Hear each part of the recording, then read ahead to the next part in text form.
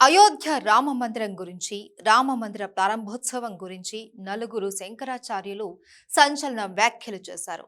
అయోధ్య రామ మందిరం నిర్మాణం అసంపూర్తిగా ఉందని, శాస్త్రాలకు వ్యతిరేకంగా ప్రాణ ప్రతిష్ఠ కార్యక్రమం జరుగుతోందని ఆరోపించారు. అందుకే తాము ఈ రామ మందిర ప్రారంభోత్సవానికి హాజరు కాము అని వెల్లడించారు. శాస్త్రాలకు వ్యతిరేకంగా ప్రాణ ప్రతిష్ఠ చేస్తే విగ్రహంలోకి చెడు శకునాలు వస్తాయని హెచ్చరించారు.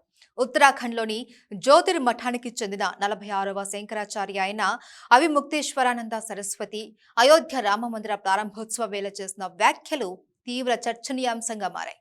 అయోధ్య రామ మందిరంలో ఈ నెల 22వ తేదీన జరిగే విగ్రహ ప్రతిష్టాపన కార్యక్రమంలో పాల్గొనడం లేదు అని ఇప్పటికే పూరి గోవర్ధన్ మఠం పీఠాధిపతి నిశ్చలానంద సరస్వతి ప్రకటించారు.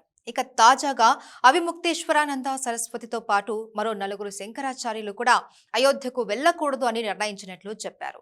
అయోధ్య ఆలయ నిర్మాణం అసంపూర్తిగా ఉందని, దాంతోపాటు శాస్త్రాలకు వ్యతిరేకంగా ప్రతిష్టాపన కార్యక్రమం జరుగుతోందని వారు పేర్కొన్నారు.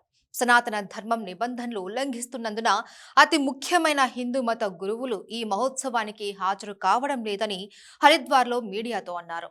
రాముడి ఆలయ నిర్మాణం పూర్తి చేయకుండానే విగ్రహాలను ప్రతిష్ఠించడం హిందూ మతానికి విరుద్ధమని విమర్శించారు.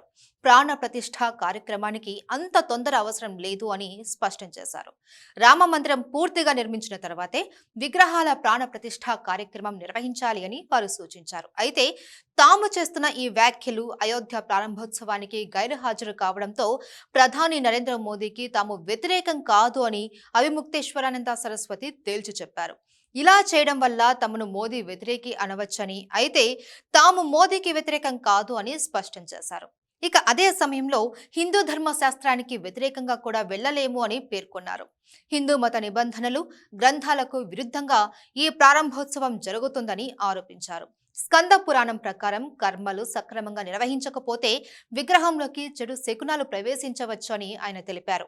మరోవైపు శ్రీరామ జన్మభూమి తీర్థక్షేత్ర ట్రస్ట్ అధికారుల ప్రకారం అయోధ్య రామాలయంలో మొదటి అంతస్తు గర్భగుడి మాత్రమే సిద్ధంగా ఉంది. వచ్చే 2 ఏళ్లలో పూర్తి స్థాయిలో ఆలయాన్ని నిర్మిస్తాము అని ట్రస్ట్ తెలిపింది. ఈ నెల 22వ తేదీన అయోధ్యలో జరగనున్న రామాలయ ప్రతిష్టాపన కార్యక్రమానికి ప్రధాని నరేంద్ర మోదీ ముఖ్య అతిథిగా హాజరు కానున్నారు. దేశంలోని మఠాధిపతులు, పీఠాధిపతులు, సాధువులు, రాజకీయ నాయకులు, సినీ, క్రీడా ప్రముఖులతో సహా 7,000 మందికి ఆహ్వానాలు అందించారు.